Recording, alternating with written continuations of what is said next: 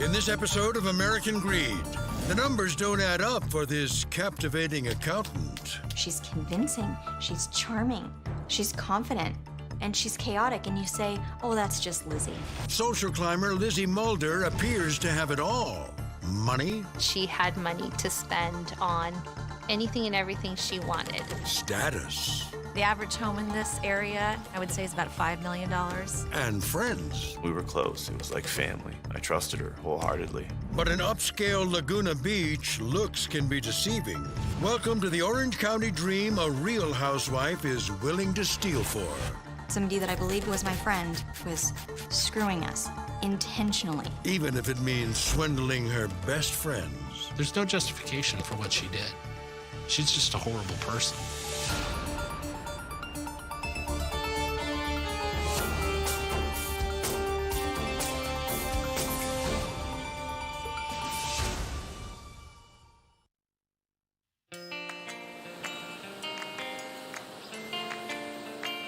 Orange County, California is a surfside paradise.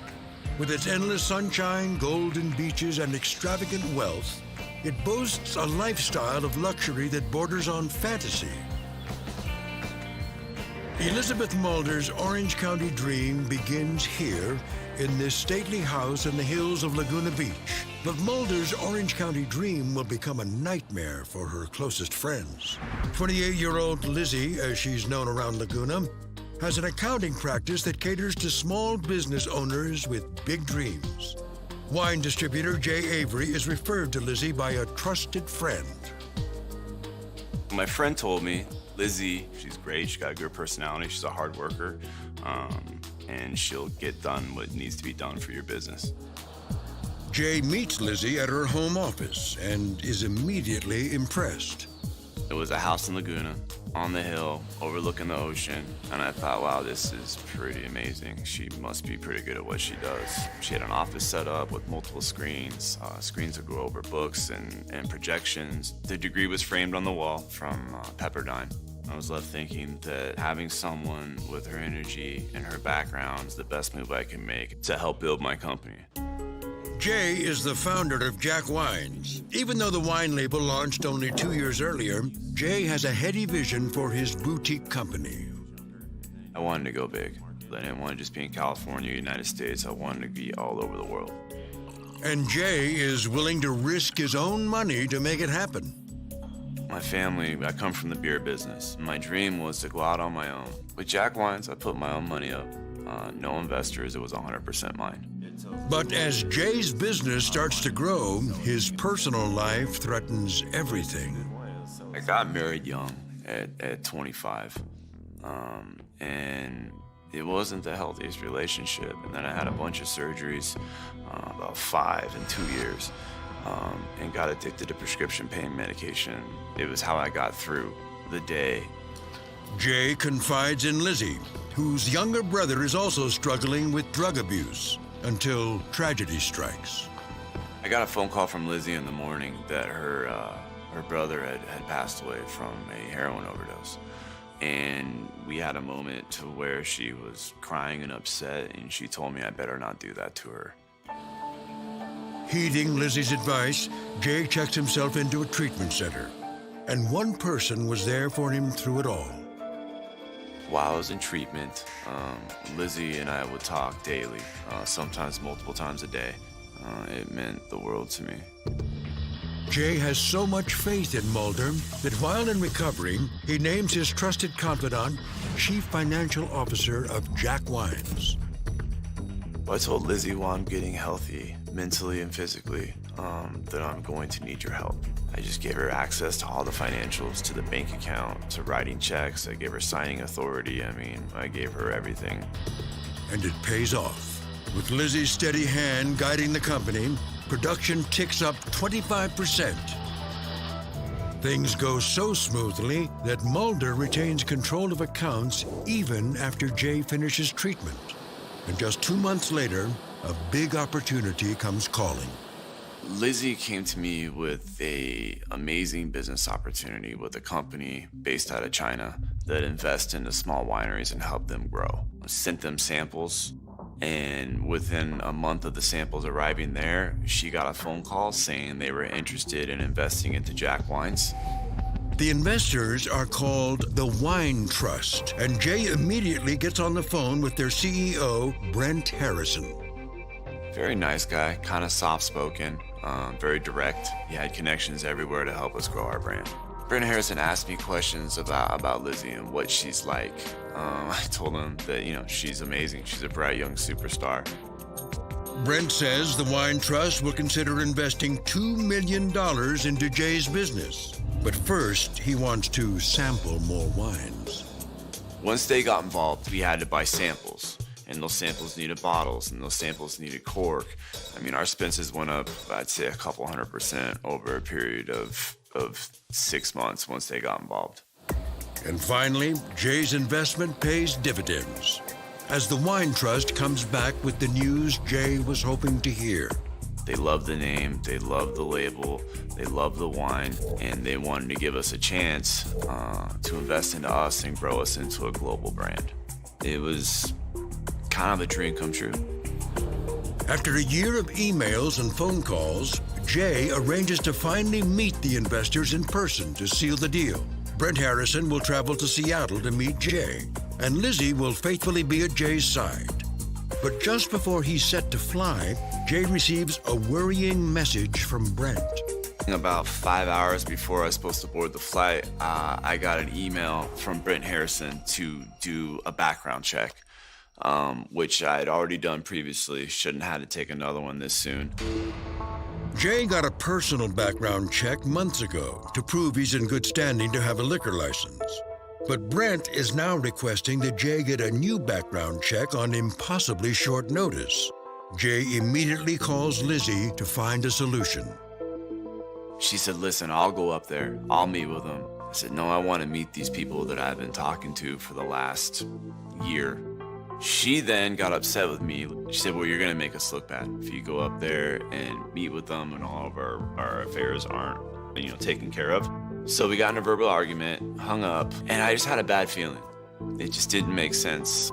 And then shortly after that, I got an email from Brent saying that the investor meeting had been canceled, that he couldn't make it. I knew at that point that all of this wasn't real. And I'm not a big crier, but I cried. I was upset. I was heartbroken. So Marla watched everything that I went through, and she went on a mission. Marla is Jay's new wife. The former model met Jay after he finished rehab. She's long been skeptical of Lizzie, but said nothing. I didn't want to tell Jay because he had already lost so much. He had this one friend left that was supporting him and being there for him and giving him hope. I couldn't take that away from him. With Jay's hope now shattered, Marla opens Jack Wine's bank records and sees huge sums of money have been sent directly to Lizzie. I sent her a text and basically told her that if she didn't tell Jay everything and send us all the information that we needed, that I would nail her ass to the wall. She never texted me back. Next on American Greed, the former Playboy model plays amateur detective. Jay deserved for somebody to fight for him. He deserved it. Until the actual police get involved. I said, okay, so I've got a recovering drug addict and a former Playboy playmate and a box of files.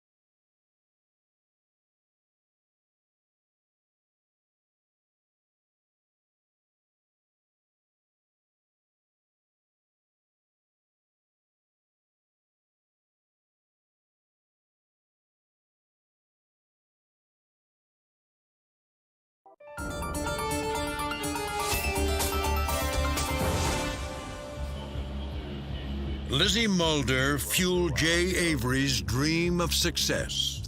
I genuinely trusted her as much as I probably ever trusted anybody at that point in my life.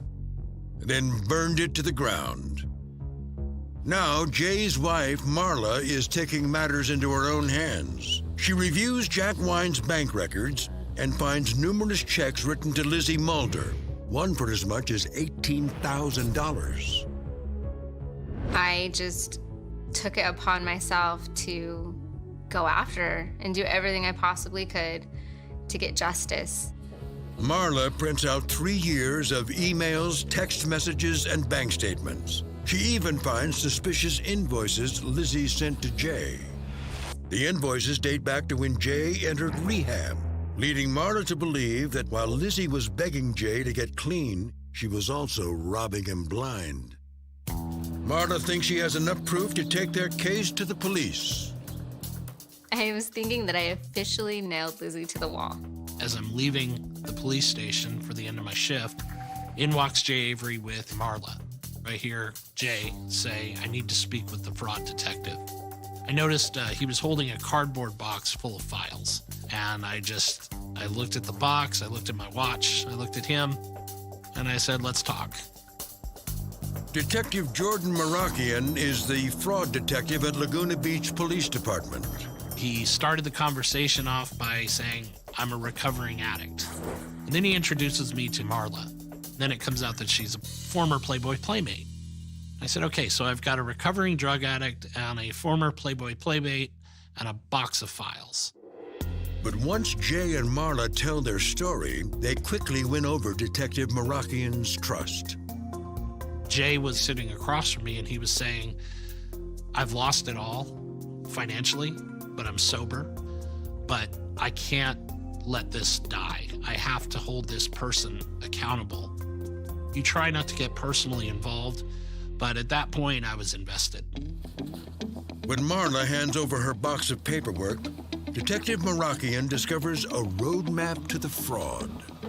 Marla had meticulously identified text messages, emails, bank statements. She had highlighted different wire transfers. It was at that time that I realized I have a case. Detective Marakian starts to unpick Mulder's crime. Lizzie's scheme was simply a check fraud scheme. She was robbing Peter to pay Paul, but Paul was herself. Lizzie repeatedly sends fake invoices for Jack Wine's expenses. When Jay earmarks money to pay bills, Lizzie transfers it to her personal bank account, then covers her tracks with fraudulent receipts showing the expenses have been paid. But before Detective Marakian can finish his investigation, the case takes a twist. I'm walking out the door, 5 o'clock, and I hear, "I need to speak with the fraud detective." Same with Jay. I look at my watch, I look at the gentleman at the counter, and I introduce myself as the fraud detective, and he is clearly distraught. And he begins to tell me the story about how his wife, she's an accountant, and she's been stealing money from small businesses throughout Orange County. It wasn't until about 5 minutes into the interview that I said, "Well, what's your wife's name?" And he says, "Lizzie Mulder." In the detective bureau, we called it Fukushima because it was like everything just exploded. In the simplest version of the story, I say, "Tell me more." Lizzie's husband, Jesse, shares a list of her clients, and Detective Marakian immediately gets in touch with their businesses. Every single one of them said, "Oh, not Lizzie, anyone but Lizzie." And a couple of them hung up on me. And my response to all of them was, "Take a look at your bank statements and call me tomorrow." By the next day, I had 7 people that had called me. Detective Marakian finds that many of Lizzie's clients also happen to be her closest friends. They would say, "I had her in my house. She was at my kid's birthday party. She was at my wedding. I can't believe she'd do this." The only thing in this case that was consistent was that Lizzie used her charm to gain their trust. It all sounds painfully familiar to Jay Avery. I was relieved to find out that I wasn't the only gullible jackass in Orange County to fall for this. Next on American Greed, Lizzie Mulder traps her victims with manipulation and lies. Most of my victims were women. Most of them were entrepreneurs. She keeps her friends close, but her victims closer. She desperately wanted to be a part of that social circle.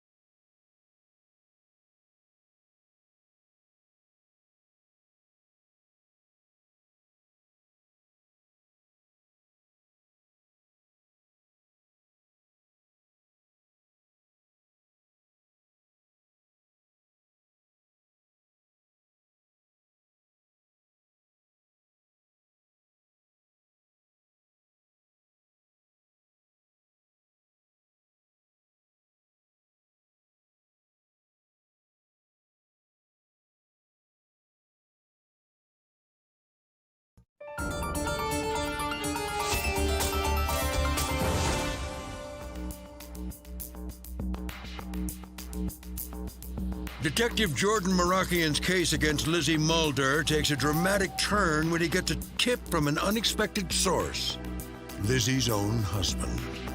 Jesse Mulder has been so rocked by Lizzie's actions that before telling Detective Marakian about her fraud, he alerted some of the victims himself.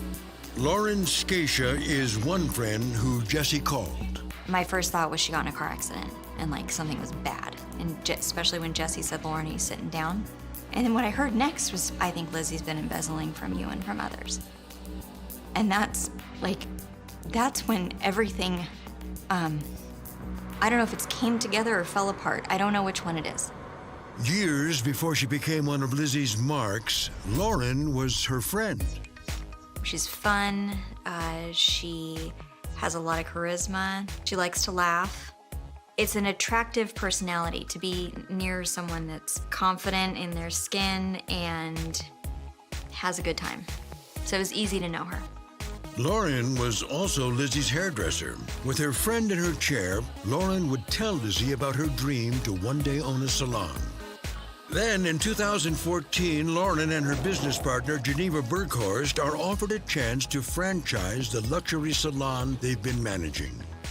Lauren and I were like, what? Are you kidding me? I mean, this is a dream salon. Now we have the opportunity to own it, of course. But they need a CPA to help them set up the business. Naturally, Lauren heads to the home of her good friend, Lizzie. Geneva and I drove to Laguna and get out of the car, we're like, damn, like, this is awesome. Like, where she lives is incredible. She made sure that we knew that her credentials were very high. She graduated with, honors from Pepperdine. and she passed it on the first time.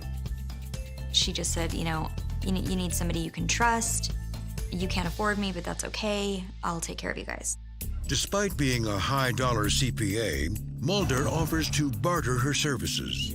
Lizzie will handle the salon's bookkeeping and taxes, and in exchange, her family will get free treatments at the salon. Lizzie made sure that we knew how lucky we were to have her in our lives, and we felt it. Lizzie tells Lauren and Geneva to keep their hairdressers and clients happy and leave the rest to her.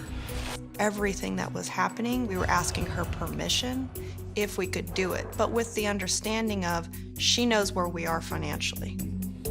As their business relationship grew, so did Lizzie and Lauren's friendship. When Lauren invites Lizzie to her wedding, Lizzie shocks her friend with a lavish present. She gifted us $5,000 in wine. It was actually Jack wines, and we just thought that was so generous. We're like, man, we are just really lucky to have her in our lives. But at the salon, issues are arising. A few months after opening, the salon is locked out of their online payroll system. Mulder sets up the payroll on a different platform, but come payday, no money arrives. We told our staff, yes, direct deposit's good, you're gonna get your money on Thursday. So on Friday, when they didn't get their money the night before, they were already in a bad mood. Mulder explains direct deposit is pending approval, so she manually calculates and cuts checks for all 45 of the salon's employees. Lizzie would rush into the salon with her bags, drop the bags, and start issuing these manual checks. Just in time to save the day. And she did, and we were grateful. Like, God, we're so lucky to have you. 2 weeks later, it's payday again. This time, Lizzie assures them by forwarding a confirmation that direct deposit is on its way. But the exact same thing occurs. No checks would arrive, and we would have to manually write out 40 some odd checks every 2 weeks for a period of about 4 months. It was chaos. It was absolute chaos every 2 weeks. Then one day, with the salon full of clients, the lights go out. The clients were making comments, about, oh, who didn't pay the bill? Lauren and Geneva immediately call Lizzie. So I called Lizzie and said, what the heck? Our electricity's out. What happened? I thought we were on auto pay. And she goes, that's ridiculous. We are on auto pay. So she's like, I'm going to call him right now. A few minutes later, Geneva receives a call from an 800 number. On the other line is a woman who says she is from Southern California Edison, the electric company. And she said, I understand that you have just had your electricity shut off. And I said, yeah, what's going on? I thought we were on auto pay. She goes, yes, ma'am, you are on auto pay. We believe that this has been a fraudulent situation. And sure enough, less than an hour later, the lights flick on. But I told Lauren, I'm still a little weirded out by the way that call went. It seemed really muffled. It seemed like it was being placed at a call center in, say, China or something. Geneva checks her caller ID and Googles the 800 number. The number matches Southern California Edison's corporate office, but Geneva still can't shake the feeling something is off. So it's things like that started to happen. It just really became very fishy. Only 1 year after taking over the salon, Lauren and Geneva find that despite working hard and having strong revenue, their finances are running out. I started looking at her thinking, there's something not right.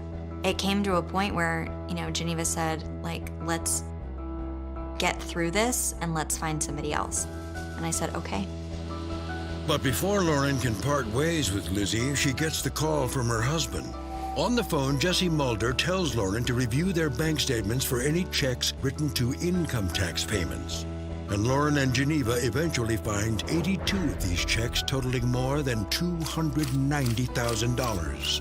The scam began when the salon's payroll platform stopped working.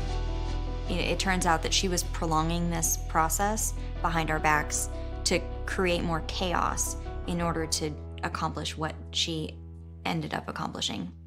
The salon previously used their payroll system to calculate their income tax withholdings. But now, Mulder has access to this money. We would ask Lizzie, So the taxes are being recorded, right? And she goes, oh yeah, they're gonna go on the next payroll. Don't worry, it's totally fine. Lizzie writes checks made payable to income tax payments.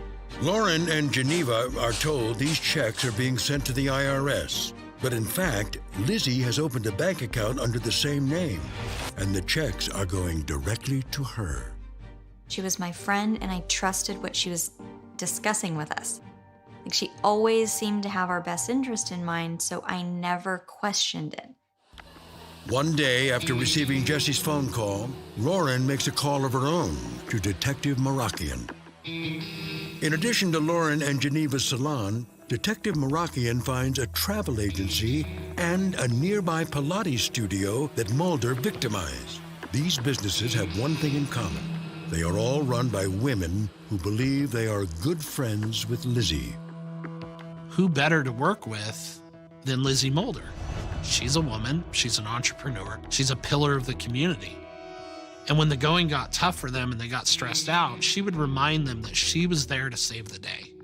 And so she had all these people really in her pocket. I absolutely think that Lizzie preyed upon my kindness, my kind nature. She just really focused on the relationship, and I think that made me feel good. So she capitalized on my weakness. Plastic surgery, Arabian horses, and Ocean View real estate don't come cheap. See Mulder's friends discover where their money is going. Lizzie wanted to finance the Orange County dream.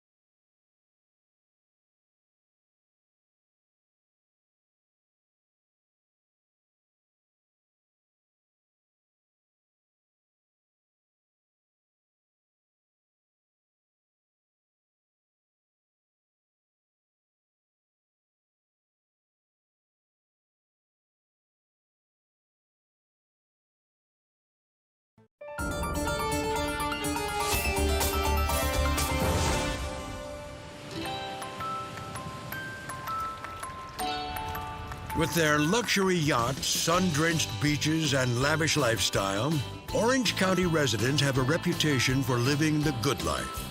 But affording the good life doesn't come easy. I think the driving force behind this entire fraudulent scheme was Lizzie wanted to finance the Orange County dream. Detective Jordan Marakian has identified 4 small businesses who believe Lizzie Mulder is embezzling from them. If you look at these victims, they're all very attractive people. And there's a small part of me that thinks Lizzie was jealous of that. While the businesses struggle to make ends meet, Lizzie, her husband, and their 2 children are living a high-end lifestyle on the victim's dime. There was an enormous amount of pressure because it seems like everyone is trying to one-up each other. Lizzie Mulder was an ugly duckling in a room full of beautiful people. And I think that's a big reason why she spent some of that money on plastic surgery. Long considered a hub for fashion and beauty, Orange County has also become known as a makeover mecca due to the numerous cosmetic surgery options available. Dr. Arian Malavi of Laguna Beach is a well-established plastic surgeon in the area. Everybody wants to fit in, right? So, sometimes plastic surgery can help you get there. According to court records, Mulder received numerous plastic surgeries, including a common procedure in Orange County called the mommy makeover. The mommy makeover is intended for moms, and you're trying to reverse the time, all the weight gain and the stretching of their bellies and increased fat in their breasts and then the sagging. But for a full mommy makeover, you're looking at anywhere from $15,000 to $40,000. And so that involves... Dr. Malavi's most consistent clientele are moms. They make up 80% of all the patients he sees. Looking better brings you more confidence, and I think it helps you be more successful. And look, life is short, right? You got to make the best of it. For Mulder, the makeover is extensive. Her friend, Jen Rodriguez, says she never knew Lizzie's scale of transformation until the day she finds an old photo hidden in Lizzie's home. When I went upstairs, I saw her picture of Lizzie and Jesse on their wedding day, and I was taken away because I could not believe how unrecognizable she was. I hate to say it, but she wasn't blonde and 110 pounds. She was Lizzie. And I think no matter how hard she tried, she could never fit in that mold. And possibly that's what fed the need to steal more and more and more, to have more work done. Beyond her body work, Lizzie's most expensive habit is horseback riding. She regularly shared photos such as these with her friends. She would tell me she was doing these events, 3-day events, and those are thousands of dollars, and boarding is thousands of dollars. Lizzie owns 2 Arabian horses from elite bloodlines. She uses them to compete in endurance competitions. Deanna Jones Guinasso is a fellow endurance rider who lives upstate in Northern California.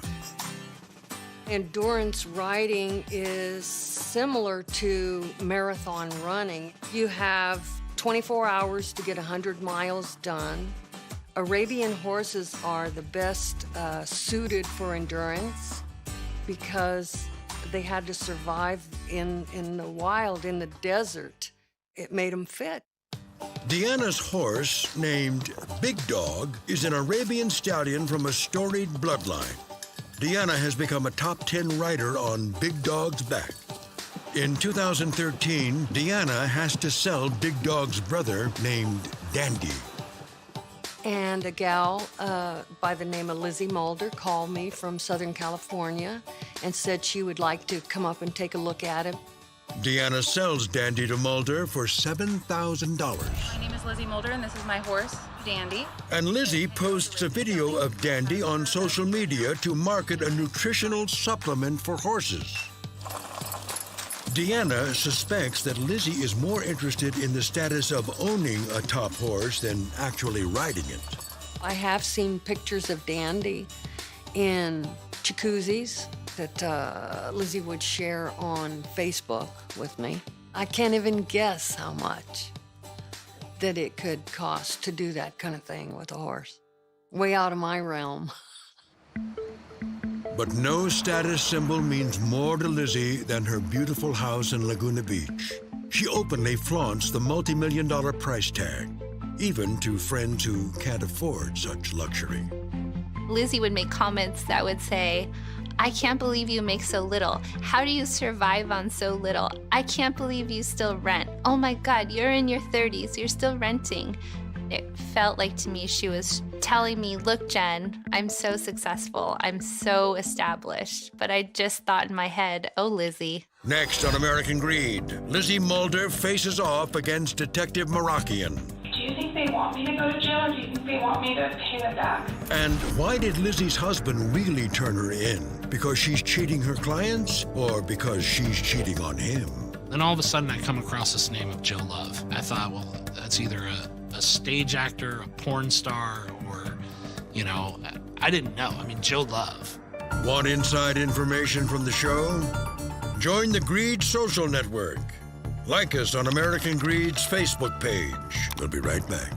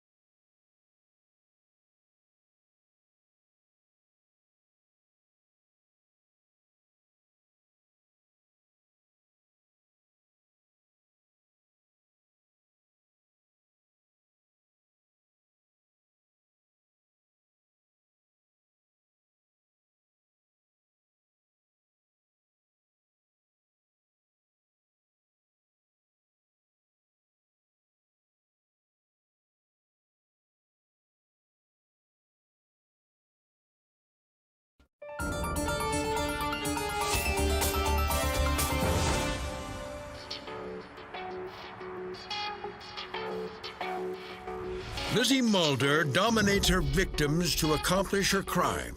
And at home, she uses the same tactics with her husband. While Lizzie works as a high-earning CPA, Jesse is a parking valet. Lizzie liked to impress upon people that she was the breadwinner. She was the one that paid for everything. Jesse, either from being beaten down for so many years or just it was his personality, just rolled with it. Jen Rodriguez and her husband go on a double date with Lizzie and Jesse, where they witness their relationship up close. Jesse arrives at the restaurant late and angry because his ATM card has been declined. He accuses Lizzie of forgetting to deposit money into his account. Jesse was livid. He was pissed. And she brought in the case where, well, if you're so angry about it, go get a job. Calm down, you're fine. And made him look stupid. But in early 2016, Jesse does something for himself. After years working as a valet, Jesse achieves his lifelong dream of becoming a firefighter. When Jesse comes to Detective Moroccan, it's because he's worried Lizzie's actions could put his job at risk. You're given what's called a probationary period, and it's usually a year. And during that year, you can be terminated or let go without cause.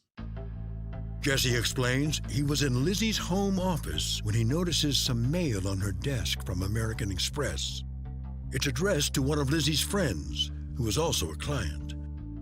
When Jesse checks inside the envelope, he finds a credit card bill for tens of thousands of dollars. Growing suspicious, Jesse opens Lizzie's laptop and finds her bank account for income tax payments. But that's not all he discovers. And at the same time, he learns that she's been having an affair.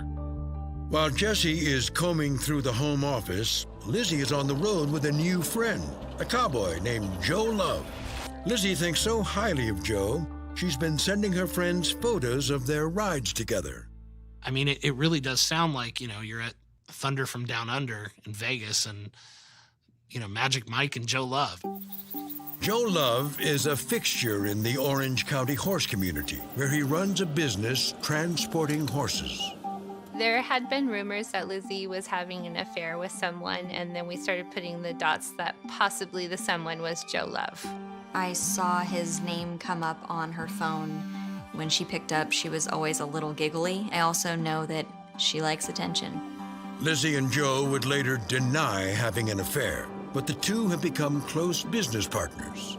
For several months, they've spent their weekends together in Northern California, laying plans for a new business they've launched called Love Livestock. Whereas with the other victim, she used her charm as a mother and as a wife and as an entrepreneur. With Joe Love, she did the oldest trick in the book. She flirted with him. Mulder persuades Joe to purchase $26,000 worth of cattle embryos, and she hires a realtor to take them on a helicopter tour of Napa Valley so they can buy property for their new livestock business. Lizzie is with Joe on the way back from Northern California when she receives a fateful call from Jesse. She begs Jesse to let her come home and explain. But as Lizzie races back to Orange County, her phone starts buzzing. Jesse has called her friends and clients, and they want to know what's going on. That there's some damaging rumors going around you. And she said that she had to get home because Jesse was freaking out. But Mulder never does make it home that night. Instead, Lizzie ends up here at Mission Hospital, where, according to Detective Moroccan, she checks into the behavioral health wing. I think the real reason why Lizzie Mulder checked into a mental hospital is because she was trying to lay the groundwork for some sort of insanity defense. She knew that the walls were closing in on her. She was caught. And after her voluntary 72-hour stay, Lizzie makes another surprising visit. This case seemed to always explode as I was leaving. To meet with Detective Moroccan. It's the end of a very long day. Packed up my stuff and I'm walking out the door, and in walks Lizzie Mulder. And she says she wants to talk to me and provide a statement. His investigation isn't complete, but Moroccan wants to seize his chance to lock down Mulder's story. So the quick-thinking detective improvises. So what I did is I created some boxes, some phony files, and I wrote the name Mulder on the outside. During the interview, she kept looking behind me at the boxes. I think she thought that what I had were bank records and real estate files and all of the things that I eventually learned during the course of this investigation. With the evidence seemingly stacked against her, Lizzie argues that she's the victim. And this is the he said, she said. I just want it over. According to Lizzie, the $185,000 from Jack Wines was a reward for Lizzie doing all the work. He hired me as his bookkeeper, and then, look, I just took over, just like I do with everybody. They find out that I'm smart and I can do stuff, and I end up doing every single thing. And it's so stupid of me. But all those checks I wrote out to Lizzie Mulder, he said, you need to pay yourself. But while Mulder tries to rationalize her crimes, her body language betrays her. With Lizzie, I would ask her a question, and she would shift in her chair. Sometimes she would cross her arms and look down. Sometimes she would get emotional. She was putting on a very amateur performance. And the detective isn't buying it, especially as Lizzie recounts her devotion to Jay Avery. My brother died of a heroin overdose. I heard about it. And Jay, I was close to you. I didn't want to lose him, I didn't want him to die too. Lizzie put her head down and started to cry. And I looked at her very closely, and I noticed that there were no tears coming out. Unswayed, Detective Marakian soon has Mulder on her heels. Throughout the interview, I just let her talk, and I let her dig herself into an even deeper hole.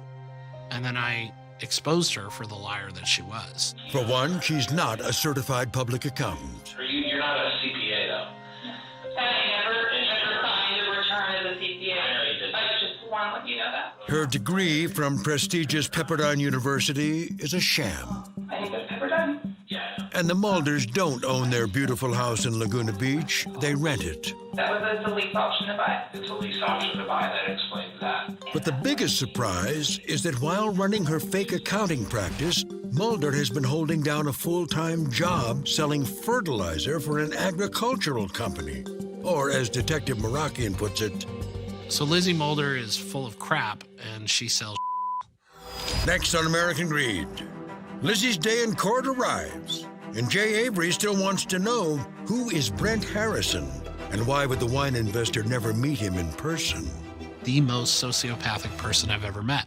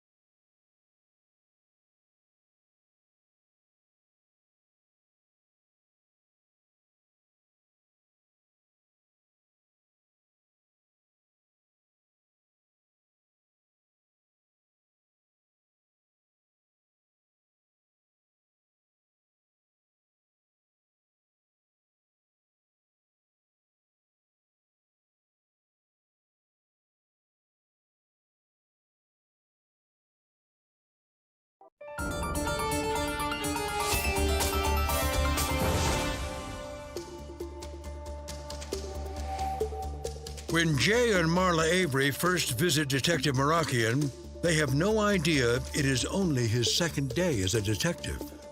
This is what a lot of detectives refer to as a career case. I was a fraud detective for all of 2 days. Detective Marakian is dealing with multiple victims and more than $1 million in fraud, so he pitches the case to federal prosecutors. IRS Special Agent James Kim immediately signs on. Mulder's most damaging fraud is her income tax payment scheme. But in a stroke of irony, Lizzie never reported her stolen income.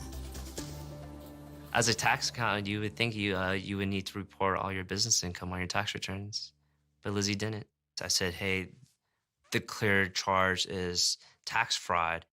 Special Agent Kim takes the case to Assistant U.S. Attorney Scott Tenley, who is motivated to prosecute Mulder after hearing the victim's gut-wrenching stories.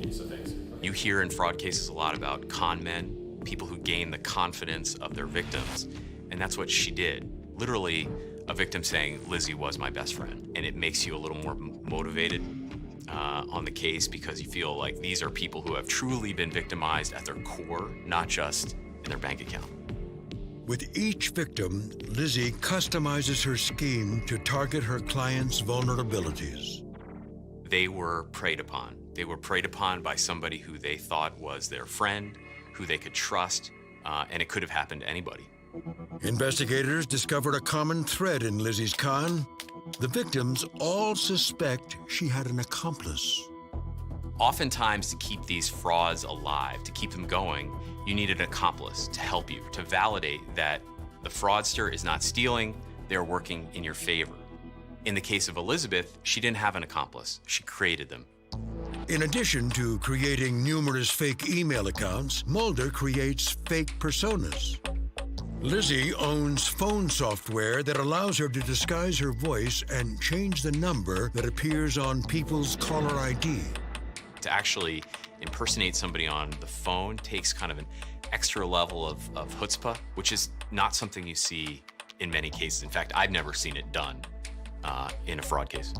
Over the years, Mulder impersonates the electric company, the payroll service, the bank, the IRS, and yes, even Brent Harrison.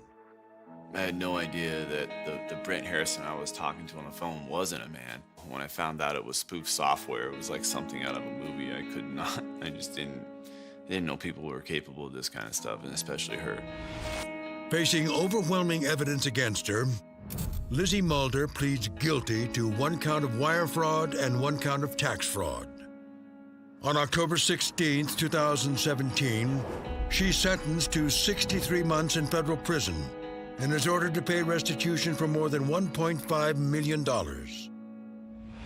While the victims celebrate, Lizzie sits stone-faced through it all. She was completely emotionless. It was shocking. Or maybe it was all the Botox she had. Lizzie Mulder declined American Greed's request to speak with her. Joe Love, seen by Lizzie's side in this photo she shared with her friends, is never accused by law enforcement of being involved in Lizzie's fraud. Ultimately, Joe loses all the money he has invested in their livestock business. The victims of this cold-hearted manipulator are still left picking up the pieces of their lives. Many of their businesses are shuttered, and they've all suffered profound financial losses. Meanwhile, Lizzie's Orange County dream ends behind bars. My hope is that the victims at least can sleep at night knowing that Lizzie Mulder is being held accountable. She's a convicted felon. But I don't think Lizzie ever grieved. I think the only time Lizzie has ever felt remorse is when she's alone at night in her little cell in federal prison.